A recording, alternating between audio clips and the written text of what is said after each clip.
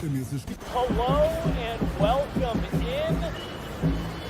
Please do not leave your luggage unattended on the station.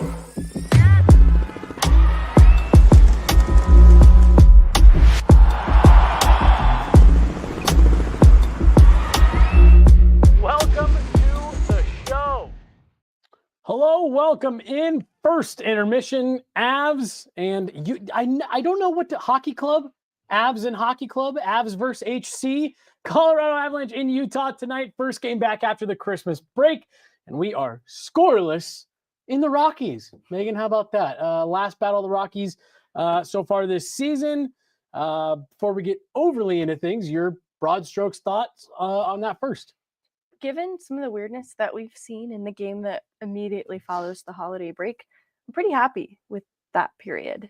As some would say, good road period. It feels pretty even across the teams, so like it's anyone's game for the taking currently. And I don't think there's anything that the Avs are doing particularly wrong. I just think they're looking to get a little more cohesion inside that top six. And so I still don't think Jared Bednar has found quite what he likes. And I think that's going to be a game-by-game basis anyways. But some big saves from Mackenzie Blackwood, good PK, decent power play. Obviously, they don't convert on it, but I actually don't have huge issues with it other than how it ends. Yeah. But on the whole, not a bad period. I think there's a lot to build on. I like what you said there about, good road period, right? Good road period. Especially coming off that break. We saw some road teams get smoked today, and a lot of that started early. You're flying out early this morning. It kind of throws off your routine. You're getting in, going straight to morning skate, things like that. So for the Avs to have the period that they just did, and I actually thought looked pretty good. I'm with you. I liked the power play. We'll talk more about that. But I agree with you. Given the circumstance of travel, first game after a long break, which for many, many years, Megan, the Avs struggled mightily in. You have to like it. Let's start with that power play. 4 shots on the power play for the Avs. You don't get any goals, but you guys have heard us talk about this a lot recently. For the Avs, for really any team, if you can generate some momentum on that power play, well, that's almost as good as scoring. And I thought the Avs did that with that first man advantage. It came from inside that top unit, too. That's where I think, though they don't convert, I think they did a lot of things well. I look back at the last Utah game in Ball Arena. It was a little bit of a disappointing effort from the Avs. And I remember one of the frustrations was the power play. Yeah. And it was Utah's ability to counter what Colorado was trying to do on the power play that has ordinarily brought them success. And I think what I liked about the power play tonight is Colorado had an answer for that. Utah, a very aggressive penalty kill. Yes. And so I think that top unit did a lot of the right things to make adjustments on the fly without getting too in their heads and trying to overcomplicate things, which led to 4 chances, 3 of which were Nathan MacKinnon.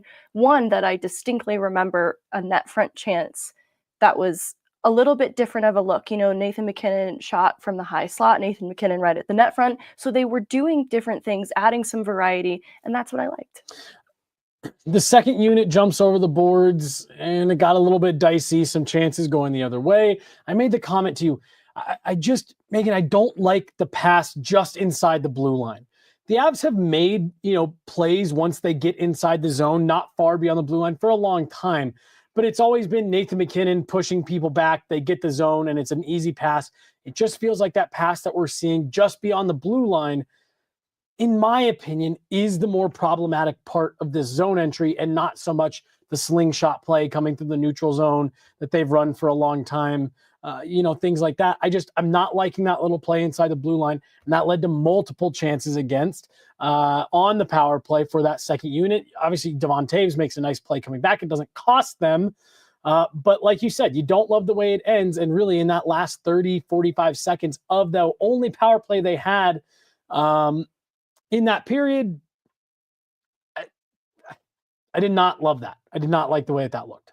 It was clear that the entry was the shakiest part for that second unit in particular, and I think it highlights why Nathan MacKinnon is the go-to guy for entries on that top unit, and it does make things a little bit difficult. So I think what I don't like about that pass inside the blue line that challenges that second unit in particular is, one, Utah, because they are so aggressive and they are anticipating that, they've clearly watched film on the Avs power play, is ready to block any chance of that being a successful zone entry. And I think that type of entry is successful if you have the foot speed and the work ethic under you from the jump. And I just think it lacked a little bit of that. I don't know that they have the confidence to pull it off the same way that the top unit does. And so for that reason, I don't know that that's going to be the best entry method for them.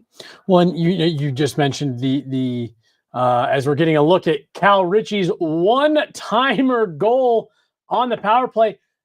Canada and Latvia tied at 2 right now, heading to overtime. Cal Ritchie with the second goal for Canada. Looked a little bit like Nathan McKinnon there in the circle. Sorry, just flashed across the screen. You and I made the comment about how aggressive Utah was playing around the perimeters, particularly on that power play. And I'm with you. That's one thing that we've seen a few teams do that this year. Really push to make the Avs perimeter players on that power play, Mikko Rantanen, Nathan McKinnon, Cale Makar, uncomfortable. And it seems like it has tripped them up at separate times this season. Want to see them get that figured out. If other teams are watching film on them, let's go to school on what they're doing as well. Well, and where it creates challenges is if they are caught up right at the blue line because of strong D right there from Utah. It makes it easy for things to go the other way a bit more quickly. And that's why I like the method of kind of the chip and chase method where they dump the puck in a little bit deeper and go to recover it. I understand on the power play, maybe that doesn't seem as natural, but Jared Bednar used the word attack mentality, and I think that comes along with it. And I think that, especially against this penalty kill specifically, is going to be a lot more successful, especially for that second unit. And it's going to require their legs to be working and a little bit of that extra effort in those first couple of strides to get that puck deeper into the Utah zone first. Yes. And then try to come up with the passing play. Establish your zone, right? Let's talk about the penalty kill because the Avs did go down a man as well. I thought Mackenzie Blackwood was really good on the kill, but there's some people in the chat talking about something that you and I were speaking about. The man who takes the penalty, Giovanni Smith. It's not that I don't think Giovanni Smith is a good player. I like what I've seen from other Eagles call-ups more so to this point, and he's just gotten himself in too much penalty trouble for me to feel like, just keep rolling this guy out there. Does it again tonight. At initial glance, you may be like, those two guys ran into each other. You see the replay, it's unnecessary contact. Here's the distinction I'll draw right now. Matt Steinberg obviously gets into some trouble, earns himself a suspension. He's trying to toe that line of being a player with grit and sandpaper, difficult to play against, punishing. And the thing is, you notice him in other ways beyond the play that warranted suspension. You see that Matt Steinberg plays with an edge. But different from that, Giovanni Smith, I've only noticed him when he's taken a penalty. And so I'm really not seeing the grit and the sandpaper shine through his game without it drawing a penalty or taking a penalty, excuse me. And so that's the difference, is at least with Matt Steinberg, I see the way in which that style of play is working for him, and it doesn't always result in a penalty. If Giovanni Smith is only going to be noticeable when he is putting the team at a disadvantage, that's not going to do very much for that fourth line. It's already sheltered as it is. Yeah. And as it stands, it's a very small sample size. And I think he is as advertised in this sense, but he's not really adding anything. Right. He's not always hurting them either. No. But unfortunately, when he is noticeable to me, it is putting the team behind the 8 ball a little bit, forcing them on the kill, which has been great in the month of December. This isn't even a perfect penalty kill from them, but it's good enough to keep the puck out of the back of the net. Mackenzie Blackwood with some big saves. I just don't love that. That's the only time that I'm noticing Giovanni Smith. And this penalty to me wasn't egregious, but he's taken a couple bad ones. And that's the stuff where it's like, hey, if you're not going to be disciplined, you got to be contributing in other areas. And I just don't really feel like, to your point, I do not think Giovanni Smith is a negative, net negative for this team. But he's not really adding a whole lot. And if you're continually going to the box every night, not great. Wasn't a perfect penalty kill. Mackenzie Blackwood was sharp again in that first period. It's not a coincidence, Megan, that the penalty kill has improved once the new goaltending tandem got to town. a little bit more. I want to know a little bit more your thoughts on why it wasn't a perfect kill, but what Mackenzie Blackwood did to maybe help make up for some things there. He came up with timely saves. Yeah. I think that's why this is a 0-0 game coming out of the first. It was pretty even. Shots battle, Avs come ahead just slightly, but the high danger chances on either side pretty even. And then I think too, the broken play in the final minute in that period and Mackenzie Blackwood coming up with a big save after a broken play leads to an odd man rush. And I just look at that as being such a difference maker in the Avs being able to exit that period. They're not down any goals. This is still completely their game for the taking. Yep. And I think that is huge because Avs notoriously don't really benefit from rest in the rest versus rest debate. And so this can be a tricky game for them. Right now, though, they're in a good spot for it to be a little less weird, a lot less weird than we've seen these games usually. Little less weird. I mean, you and I, as we were sitting down, you walked in right as they were getting ready to start the game. And, we were just saying, like, I hate these games. These first games after a long break, add on the fact that Avs, Utah, or Arizona for a long time. Sorry, Leah. They're always just kind of weird games with odd results, high scoring.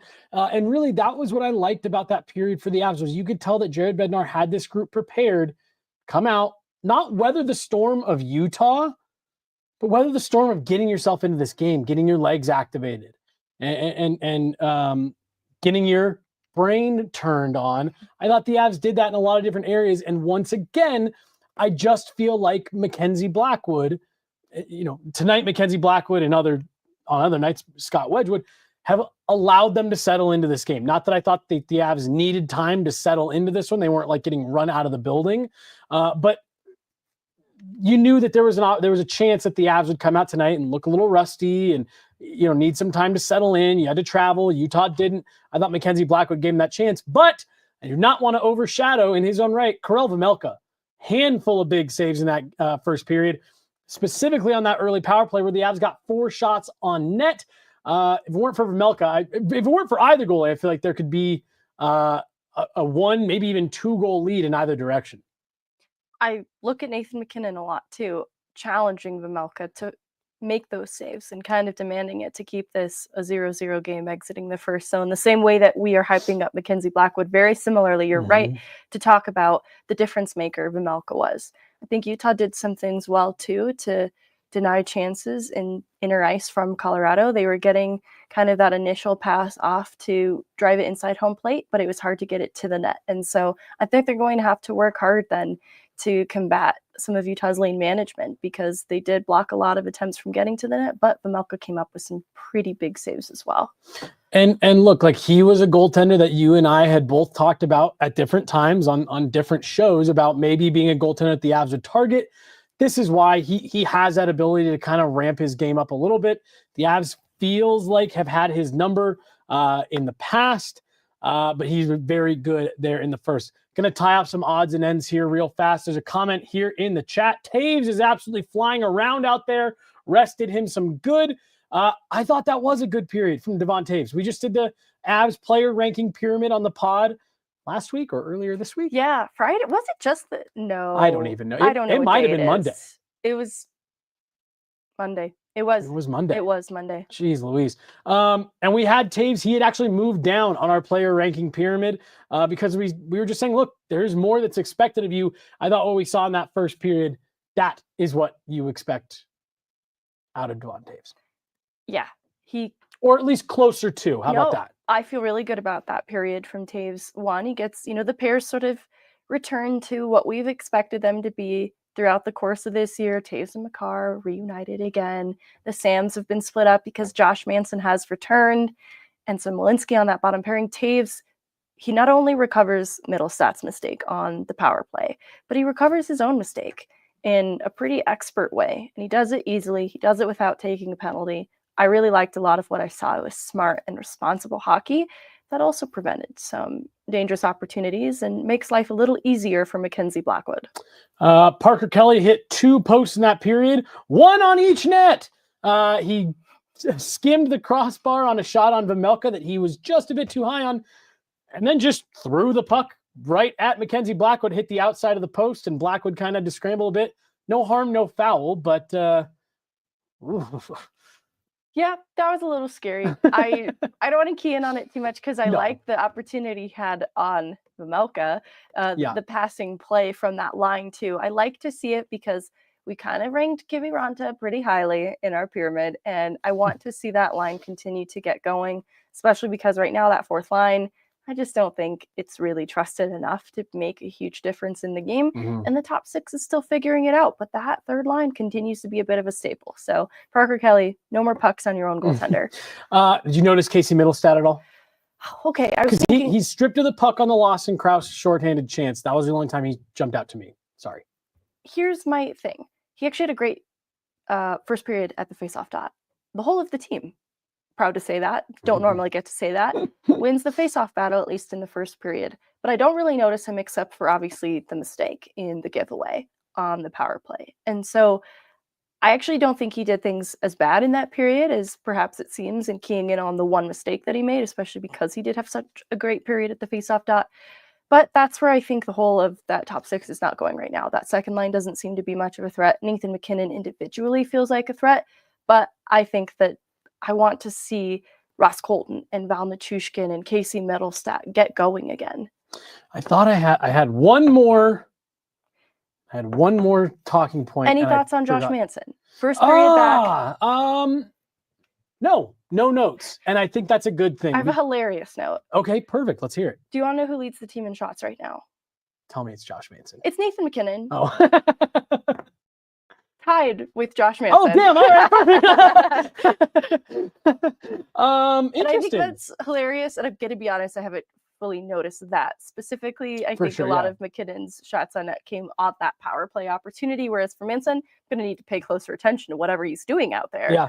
Well, and you know, for several reasons. I mentioned today on the pod that I was really going to be keying in on him because the last time I saw him on the ice, which wasn't all that long ago, I didn't think like that he looked ready to get back into a game.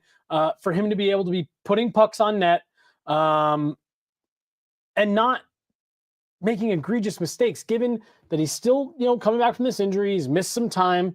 I think he'll take that period from Josh Manson for sure. Doesn't seem to be, I mean, I know the nature of his injury you wouldn't have expected that, but he's not shying away from contact. He's kind of like a bat out of hell. So I hope he just doesn't hurt the team in any way and himself. So, you know, because this lineup is better with him in it as long as he's healthy. Yeah, no, they're definitely deeper. That D-core is one of the best in the league when he's in the lineup and healthy. That's going to do it here. First intermission report, getting ready to drop the puck in Utah for the second period. We will be back at the second intermission. Then once again for post-game. She's Megan. I'm Jesse. Mark behind the glass all night tonight. Thanks so much for tuning in, guys. We will see you the next intermission.